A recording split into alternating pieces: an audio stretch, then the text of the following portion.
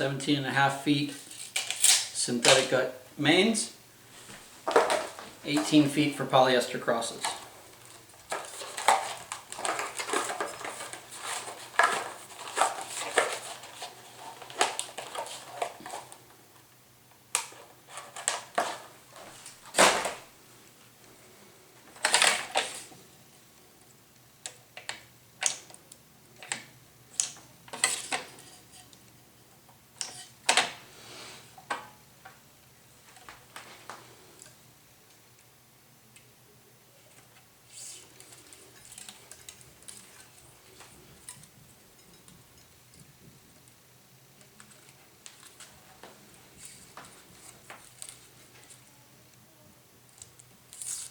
Synthetic gut mains will be 58 pounds, the polyester crosses will be 54.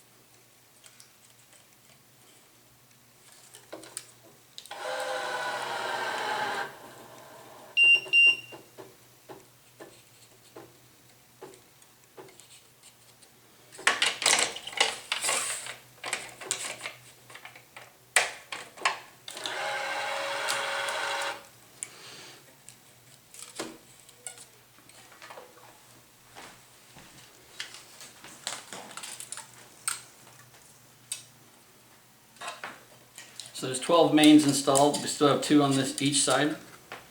We're going to go ahead and pre-weave the crosses so that we don't have any blocked holes to worry about at the top of the racket. And I'll show you how we deal with blocked holes at the bottom. So there's going to be 2 more mains. Go down to the 3rd cross. Because I like to pre-weave the top 3 crosses in reverse order. Number 3, then number 2, and then number 1. This gets all of the blocked holes out of your way before they're ever a problem.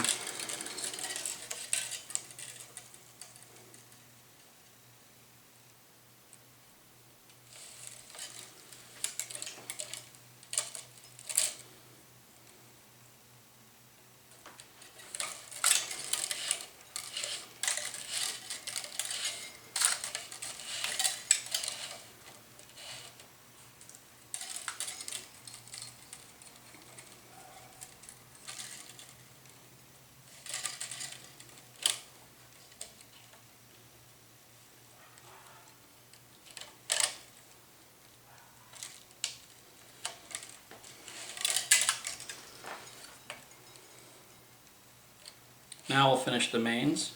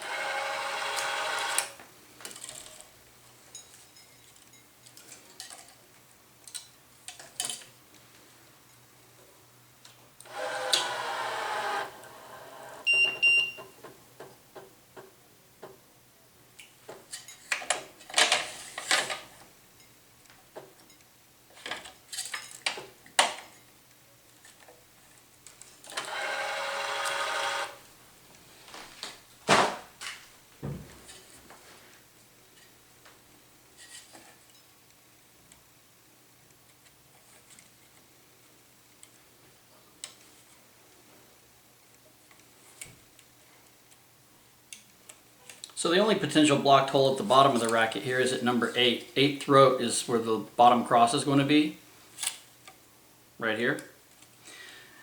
And there's actually no blocked holes until you tie off your mains. If you were to look here on the outside of the frame, you'll see that there aren't any blocked holes just yet.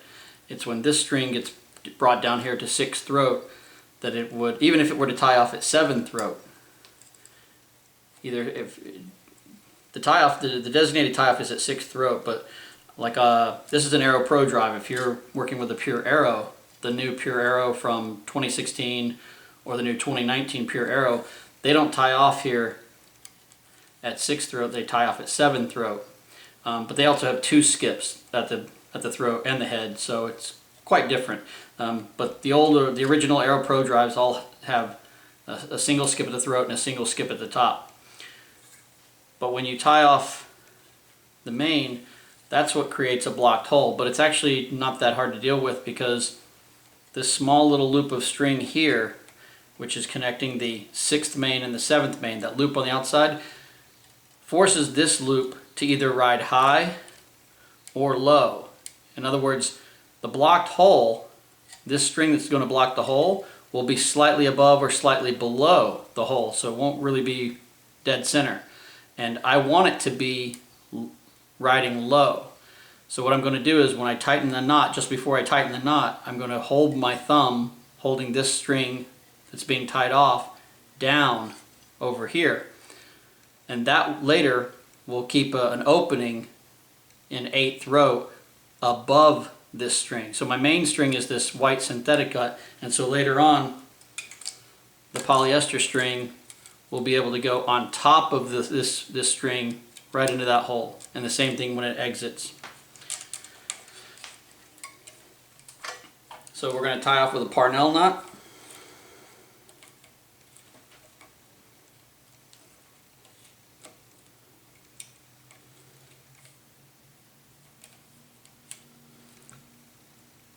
And right now is where I'm going to ensure on the outside of the frame that the string I'm tying off is sitting just below the short loop of string that's already there.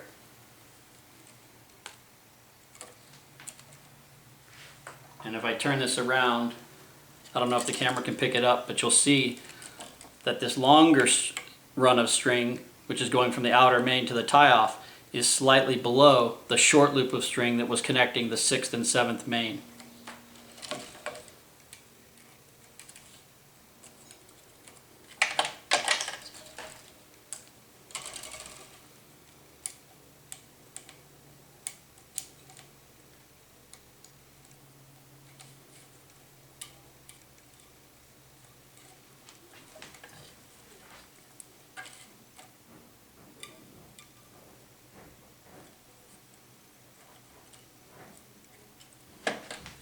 Same thing on this side. I'm going to hold that string down so it rides below before I cinch up the knot. And that string will stay that way all the way until I get to the end of the racket.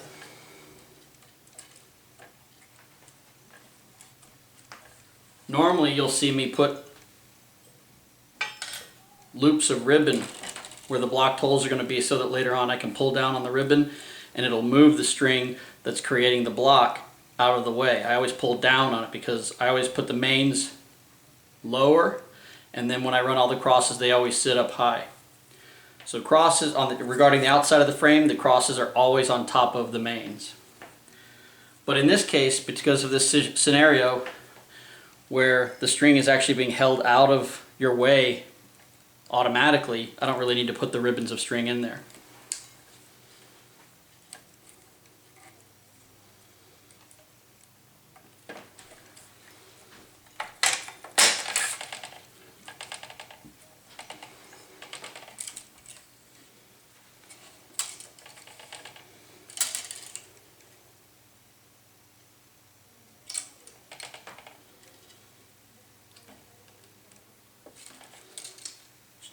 Change our tension, and now we're off to the races on the crosses.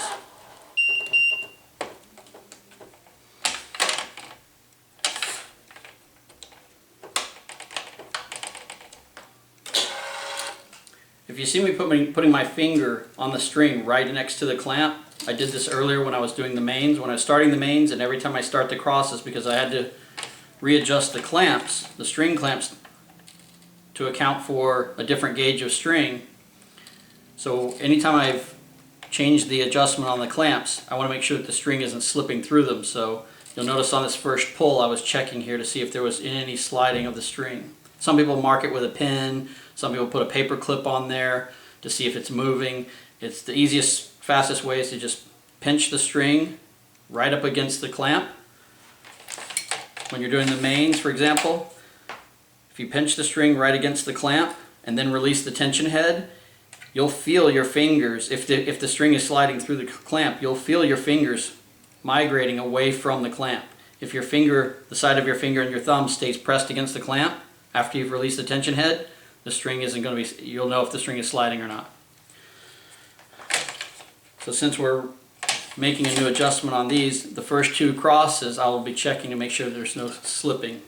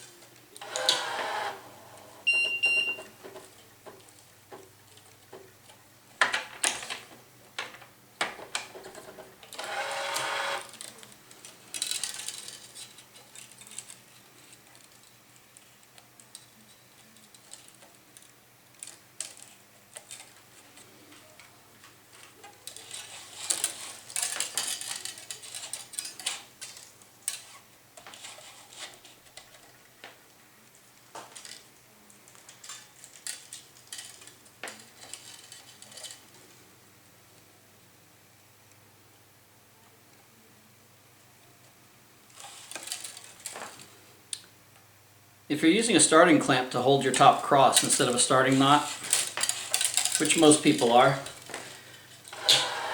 when you decide to go to remove the starting clamp is up to personal preference. Some people remove it as soon as they get down to the third cross. They'll come back to take that off. Some people wait until the entire racket's done.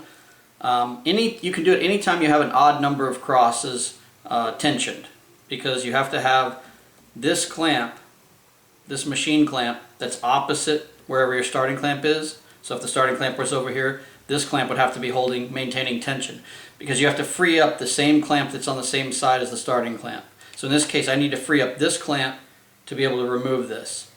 So I'm going to do that now. Once I've repositioned this machine clamp, it's now holding tension on the last cross, which means this one can be released. And I can come and tension the top cross.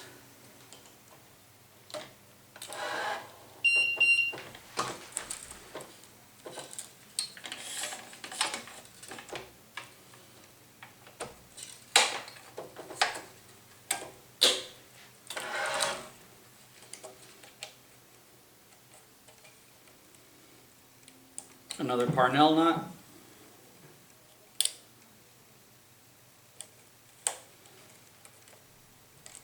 These Aero Pro drives always have a really tight space for you to tie off your top cross.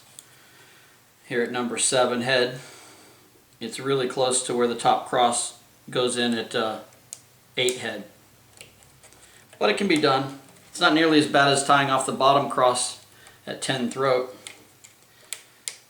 which is such a tight fit that I usually don't use a Parnell knot, but I'll use a Pro knot because of the lower profile.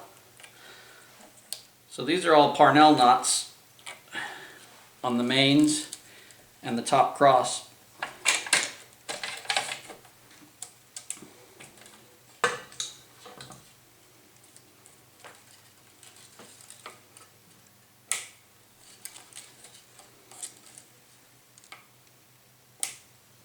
But the bottom cross, once I tie it off, will be a Pro knot. But that's only on the Aero Pro drive.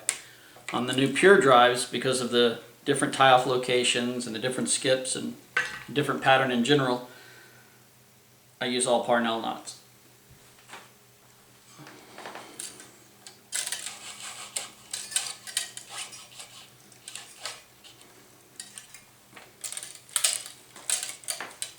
But on the new Pure Aeros, if you're stringing a Pure Aero instead of the Aero Pro drive, the tie-off locations are improved, but because there's now double skips at the head and throat, 7 and 9 head, 7 and 9 throat, instead of the old ones which were just 8 head and 8 throat, then you're going to have 2 blocked holes down here. When you finish your mains, there'll be 2 blocked holes, which will be the bottom cross at 7 and the second to bottom cross that runs through 9. So if I'm stringing up a Pure Aero, that's one of those scenarios where I would have done my pre-weave on my top crosses, wouldn't have to worry about blocked holes up there, but down at the bottom I would have 4 loops of ribbon, 7 and 9 on the left and 7 and 9 on the right, so that when I got down to the last 2 crosses it wasn't a fight to get those through there. And it's really important on the Pure Aero because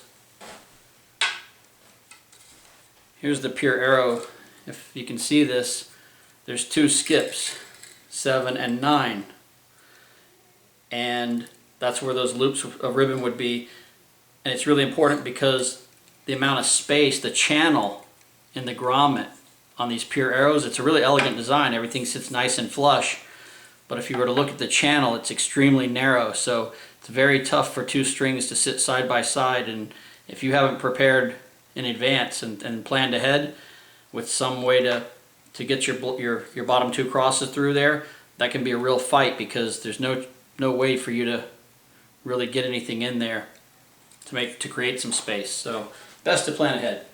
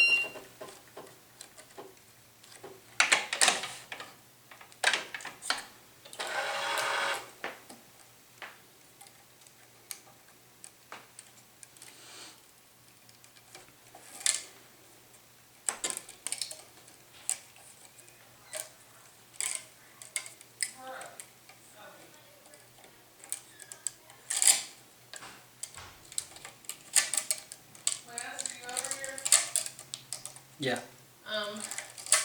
Where's that bag of replacement clothes? The what? The what? The replacement clothes. You told me you're going to put them somewhere safe.